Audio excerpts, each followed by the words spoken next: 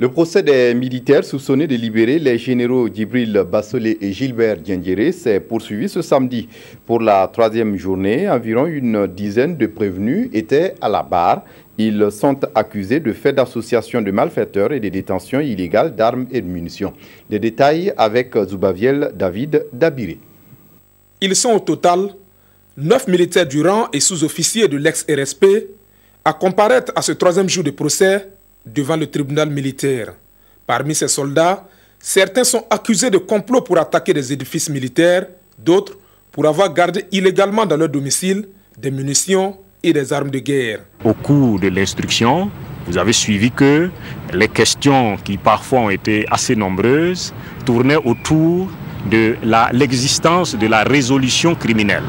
Parce qu'il y a eu un certain nombre de réunions, certains ont participé à une réunion, d'autres ont peut-être participé à 2 réunions, mais la difficulté c'est de savoir avec quelle intention les gens sont partis à cette réunion. Et lorsque, au cours de cette réunion, certaines annonces ont été faites, est-ce que ces personnes se sont désolidarisées ou bien est-ce qu'elles ont marqué leur accord sur le projet qui a été annoncé? Nous sommes devant une juridiction spéciale et qui a ses règles.